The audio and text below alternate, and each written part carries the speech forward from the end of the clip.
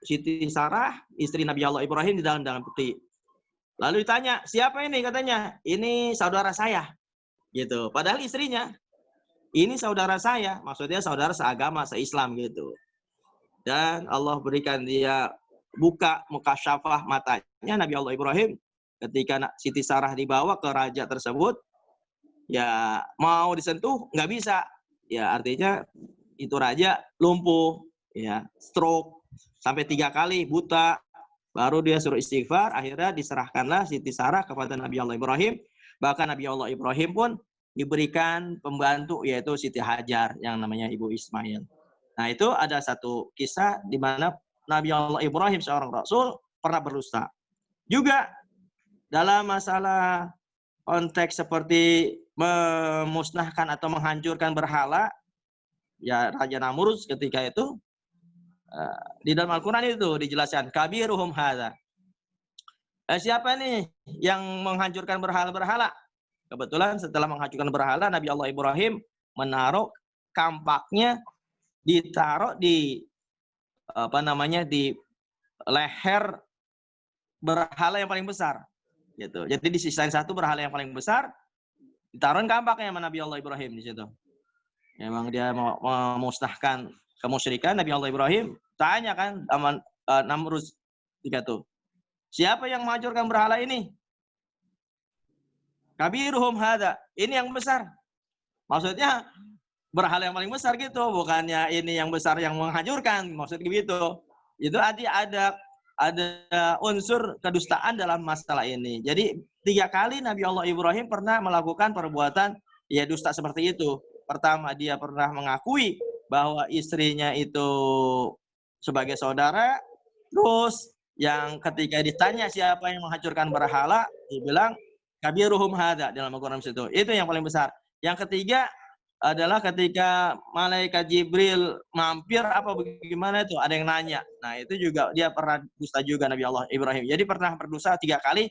Cuman kaitan asyidku di sini yang diperintahkan oleh Allah Subhanahu wa taala wajib bagi Rasul adalah apa saja yang berkaitan dengan syariat dari Allah Subhanahu wa taala, bukan masalah keduniawian ataupun untuk menyelamatkan segala sesuatu kehormatan dan juga masalah agama. Tapi kalau misalkan syariat dari Allah Subhanahu wa taala, dia tidak boleh berdusta. Jadi di sini kan dijelaskan begitu. Erat kaitannya yang namanya siddiq adalah kebenaran mereka di dalam menyampaikan hal-hal dari Allah Subhanahu wa taala. Di sini jelaskan.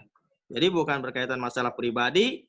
Kalau masalah pribadi tadi bisa untuk menyelamatkan dirinya ataupun keluarganya, dia bisa berbuat dusta seperti itu. Itu zaman Nabi Ibrahim pernah begitu. Ya itu aja. Mungkin ya sekelumit mungkin penjelasan dari saya. Pernah Nabi Allah Ibrahim, Nabi Muhammad juga pernah. Ya di mana dikatakan ya Rasulullah, ya nenek-nenek kan gitu kan nanya sama Rasul, ya Rasulullah, apakah saya bisa masuk surga? Nenek-nenek mah kagak bisa masuk surga kan begitu kata Rasul kan begitu. Nenek-nenek nggak masuk surga katanya. Nangis tuh nenek-nenek. Kenapa? Bilang gitu, enggak nek katanya. Di surga itu orang muda lagi. Itu kan artinya dusta juga itu. Nenek-nenek mah kagak masuk surga gitu. Artinya kata ditanya begitu dusta, maksudnya di surga orang muda kembali, nggak ada nenek-nenek gitu. Nih Rasul pernah juga begitu dalam masalah konteks syidku atau benar dalam ucapan. Itu aja mungkin, tapi tidak menjurus jauh berkaitan dengan maksiat atau kemungkaran. Itu aja gitu. Terima kasih.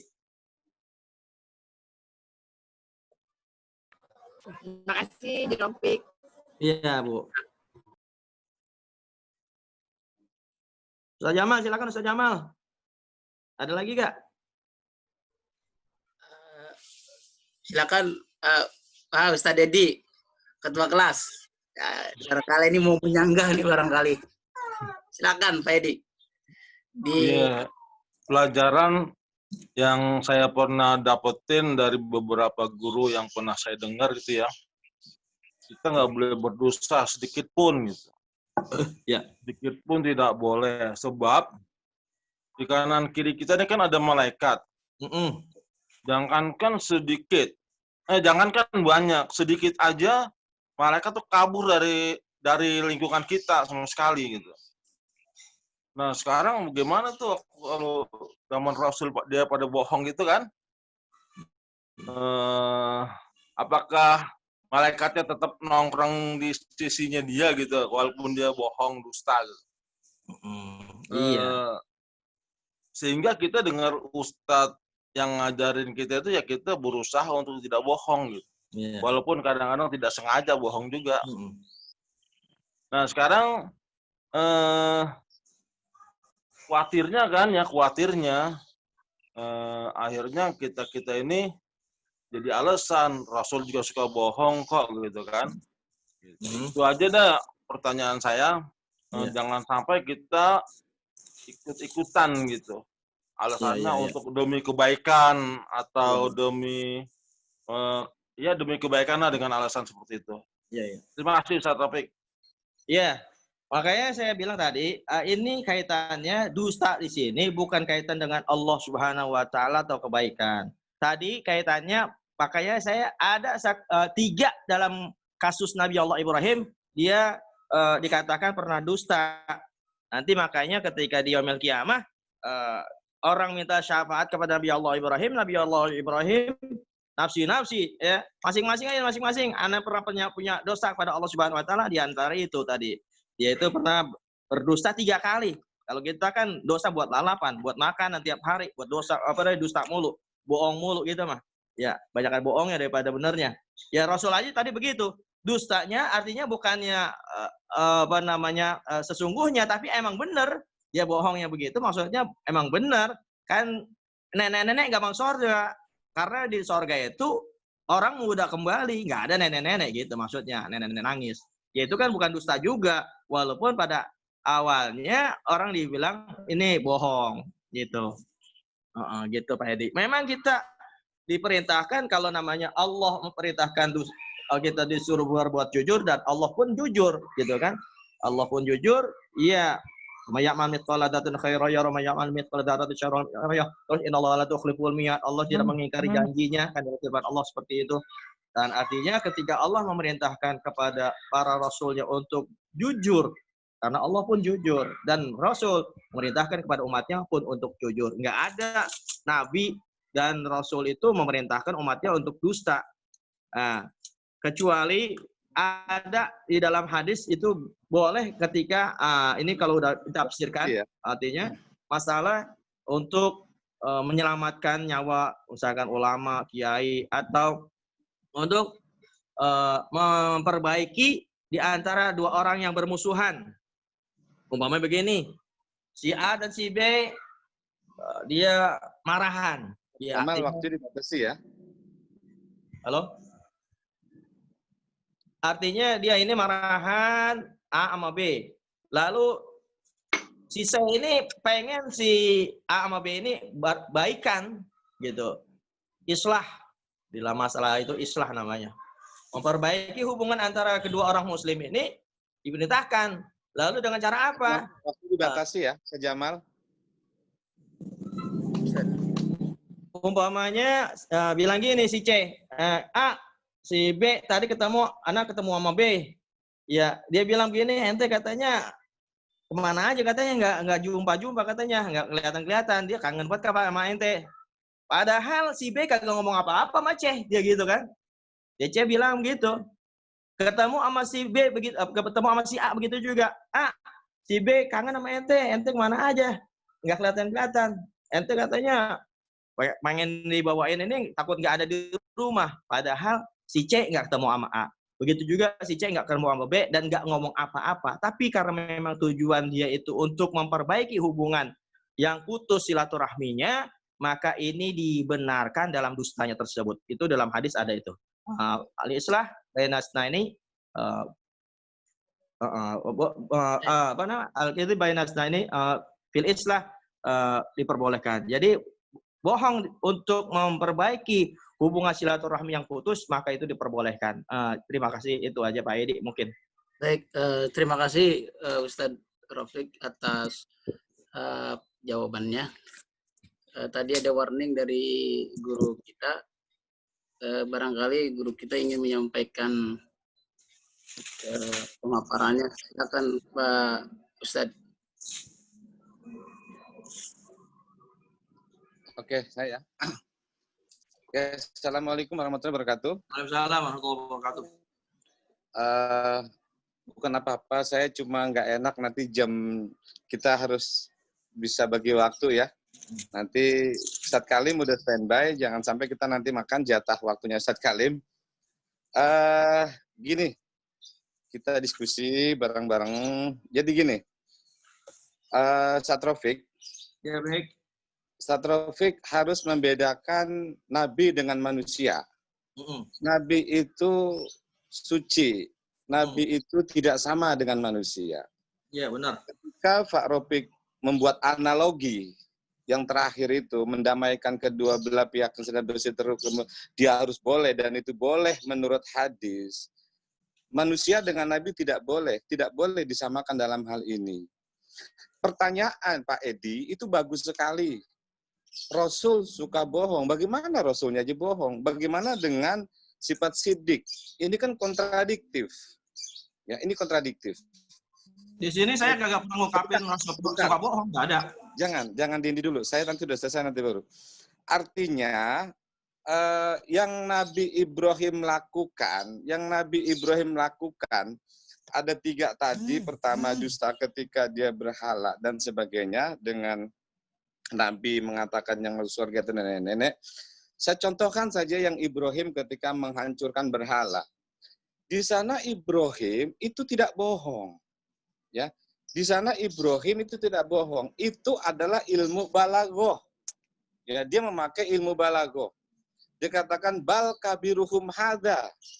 Yang menebas ini semuanya adalah yang paling besar di sini. Yang paling besar siapa?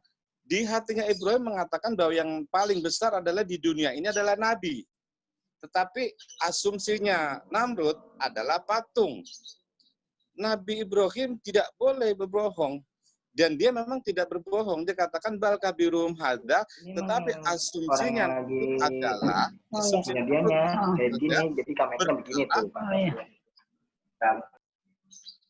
Ya, asumsinya Namrud adalah berhala yang paling gede.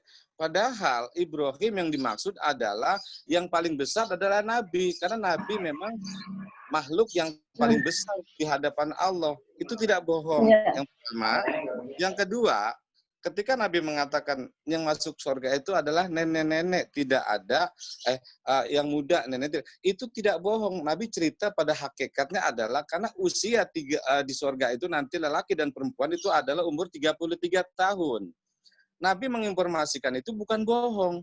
Menginformasikan hakikat sesungguhnya adalah bahwa nanti di sorga itu tidak ada nenek-nenek. Umurnya semua 33 tahun. Itu jangan dikategorikan sebagai bohong. Bukan, itu bukan bohong. Dia bicara hakikat. Dia bicara hakikat. Contoh begini. Seorang nabi, saya mengkiaskan seorang kiai ya. Seorang kiai saja dalam kondisi yang sangat darurat, nyawanya terancam, ya, seorang kiai yang nyawanya terancam, kan boleh dia bohong. Ini ada cerita. Kiai Mansur ketika dikejar-kejar Belanda tidak kenal siapa Kiai Mansur. Dia hanya namanya saja dia kenal. Ketika berjumpa Kiai Mansur, Belanda nanya, "Wahai Bapak tua, di mana rumah Kiai Mansur? Saya mau ketemu Kiai Mansur, akan saya bunuh Kiai Mansur." Kiai Mansur dalam kondisi seperti itu, mestinya bohong dia halal. Karena untuk apa? Untuk menyelamatkan diri. Tapi seorang Kiai Mansur, bagi Kiai Mansur kecil amat, sama Belanda aja gue sampai bohong. Gue pinter ilmu balaghah, gue pinter ilmu mantik, gue kerjain aja, kata Kiai Mansur. Kata Kiai Mansur apa? Kata Kiai Mansur, di sini sambil menunjuk di sebelahnya, jarinya ditunjukkan di depannya. Di sini tidak ada Kiai Mansur. Menurut ilmu balaghah, yang dibilang di sini ditunjuk, bukan di dadahnya. Tetapi di sini tidak ada Kiai Mansur. Di sini, maksudnya di depannya, memang tidak ada Kiai Mansur. Dia tidak bohong, karena hakikatnya dan nunjuk adalah di sini. Itu contoh pertama. Contoh kedua, ketika Imam Syafi'i dari zaman Abbasiyah dipanggil para ulama semuanya. Ada perbedaan antara Quran dengan hadis. Antara Quran dengan makhluk atau kodim. waktu itu seorang khalifah mengatakan bahwa Quran itu adalah makhluk. Tetapi ulama-ulama mujtahid mengatakan Quran adalah qadim. Siapa yang berbeda dengan ulama masuk penjara. Panggil Imam Abu Hanifah. Quran qadim atau kudus? Quran adalah qadim. Kamu tidak sesuai dengan masuk penjara. Imam Malik masuk penjara. Semua mengatakan qadim, masuk penjara. Terakhir Imam Syafi'i. Imam Syafi'i mengatakan, Imam Syafi'i, apakah kamu masih mengatakan bahwa Quran itu qadim? Quran itu makhluk. Makhluk atau qadim? Kata Imam Syafi'i, wahai raja, wahai khalifah, Taurat, Injil, Jabur, Al-Quran, 4 ini adalah makhluk raja. Bagus. Kamu sesuai dengan pendapat saya. Lah Imam Syafi'i mengatakan 4 ini jari yang dimaksud Imam Syafi'i ada 4 ini adalah jarinya, bukan Qur'annya. Dikatakan Taurat, Zabur, Injil, Al-Quran, 4 ini raja, ini adalah makhluk. Lah, kerentek hatinya Imam Syafi'i adalah yang dia maksud makhluk itu adalah 4 ini. 4 ini adalah bukan Quran tapi jarinya ini adalah makhluk. Nah, ini ilmu balaghah, ilmu mantik, ya. Ilmu mantik itu terinspirasi dari Quran. Enggak ada ilmu mantik, ilmu balaghah, semua terinspirasi dari Quran. Banyak. Contoh lagi untuk memperkaya diri. Contoh lagi. Imam Ibnu Malik, Alfiyah Ibnu Malik, ya, di dalam nazomannya dia mengatakan qala Muhammadun huwa ibnu Maliki Ahmadu Rabbil khairan Maliki musolliyan ala Nabi al-Mustafa wa ali mustaqbil sampai akhir. Di sana kata-katanya qala. Seharusnya yaqulu, orang belum dia berkata. Kalimat itu akan diucapkan di belakang. Tapi kenapa dia menggunakan fi'il madhi? Artinya telah berkata. Ini kan dia bohong mestinya. Ternyata di dalam ilmu balaghah ada yang namanya tahqiqul wuqu'. Nyata-nyata terjadi, kita ucapkan sekarang, itu tidak bohong. Contoh umpamanya contoh saja ya, saya belum kawin. Kemudian Ustadz Jamal nanya, Ustadz Rozak sudah kawin belum? Pada hakikatnya saya belum kawin ya, contoh saya belum kawin. Ustadz Jamal nanya saya, Ustadz Rozak sudah kawin belum? Belum, saya belum kawin. Saya sudah kawin. Padahal saya belum kawin. Itu tidak bohong. Karena menurut ilmu balaghah namanya tahqiqul wuqu'. Sesuatu yang nyata-nyata akan terjadi, itu tidak dikatakan bohong. Oke, terakhir saya contohkan. Qomat. Qad qomati sholah, qad qomati sholah. Coba kita terjemahkan. Lapat qomat, kita terjemahkan coba. Qad itu artinya apa? Benar-benar. Qomat, telah didirikan. Apa as-sholatu sholat? Kalau kita menerjemahkan apa adanya, itu kalimatnya kan begini. Benar-benar sholat telah didirikan. Benar-benar sholat telah didirikan. Qad qomati sholah, qad qomati sholah. Benar-benar sholat telah didirikan. Kapan mau didirikan? Orang sholatnya belum kok. Kok sudah didirikan? Dia pakai baca qomat, fi'il madhi. Artinya sudah didirikan. Kenapa itu seperti itu boleh? Karena itu menurut ilmu balaghah namanya tahqiqul wuqu'. Nyata-nyata akan dilakukan, boleh diucapkan lebih dahulu. Artinya kesimpulan yang saya ucapkan adalah baik Nabi Muhammad ataupun Ibrahim, itu dia tidak bohong. Ya, Ibrahim itu menurut balaghah, itu dibenarkan menurut balaghah. Dan boleh kita tiru. Nabi yang paling ahli diplomatik adalah Nabi Ibrahim. Nah, ketika Nabi Muhammad mengatakan nenek-nenek yang Nabi Muhammad bicara pada hakikatnya memang di surga tidak ada nenek-nenek karena umurnya semua 33 tahun. Nabi tidak bohong itu. Itu bukan Nabi bohong. Nah, artinya begini, kesucian para nabi, makanya itu ada sidik, amanah, patonah, tablik, kesucian nabi, di dalam kita mengkiaskan, itu jangan disamakan dengan manusia. Lah, yang saya kembalikan ke tadi Kiai Mansur, sekelas Kiai Mansur, bukan Nabi Kiai Mansur, yang boleh untuk ukuran manusia berbohong untuk menyelamatkan diri saja tidak bohong dia. Buat apa? Aku pinter balaghah, aku pinter mantik, aku pinter agama, kok pakai bohong? Ilmuku masih segudang untuk tidak bohong gitu loh. Contoh gini, saya nih umpamanya janji sama Ustadz Rafiq. Ustadz Rozak, kita janjikan jam 5. Ustadz Rozak sekarang di mana? Padahal saya masih di rumah. Karena saya nggak enak sama Pak Rafiq, takut nanti saya bohong sangkanya. Ustadz Rozak, ini sudah jam 5, tadi janji jam 5. Ustadz Rozak di mana? Saya bilang, saya on the way. On the way, artinya saya tengah jalan. Padahal saya jalan dari kamar ke kamar mandi. Saya jalan dari kamar tempat tidur saya ke kamar mandi. Itu saya katakan, saya on the way. Itu saya nggak bohong. Karena saya bicara pada hakikatnya bahwa saya lagi jalan. Cuma jalan saya dari kamar tempat tidur ke kamar mandi, karena saya mau mandi. Itu saya katakan, Ustadz, saya lagi jalan ini. Nah, seperti itu saya nggak bohong. Gitu loh. Ustadz Taufik punya anggapan lain. Oh, berarti Ustadz Rozak lagi dalam perjalanan ke sini, sudah di jalan raya. Loh, siapa yang mengatakan ngomong di jalan raya? Saya nggak mengatakan jalan raya, saya mengatakan saya tengah jalan. Jalannya di mana? Jalan dari kamar mandi, mau menuju ke kamar saya, bukan jalan raya. Kalaupun nanti asumsi orang berbeda, silakan. Yang penting kita tidak bohong. Kalaupun Namrud mengasumsikan bahwa yang Kabiruhum Hadza itu adalah patung yang paling besar, silakan. Tapi Nabi Ibrahim tidak berbohong mengatakan itu adalah patung. Dia mengatakan bahwa Kabiruhum Hadza adalah Nabi. Saya ini orangnya. Masalah dia mau asumsi lain, silakan. Nah ini namanya ilmu mantik ya.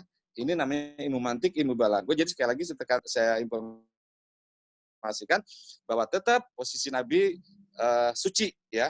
Tidak boleh bohong, tetap bohong itu dosa. Dalam seperti apapun kondisinya, walaupun nyawanya terancam sekalipun, tetap bohong itu dosa karena Nabi diberikan ilmu yang sangat banyak, yang sangat luas untuk tidak perlu berbohong. Nabi sudah kebanyakan ilmu. Ya, selamat tanpa harus berbohong. Ya, ini kurang 4 menit.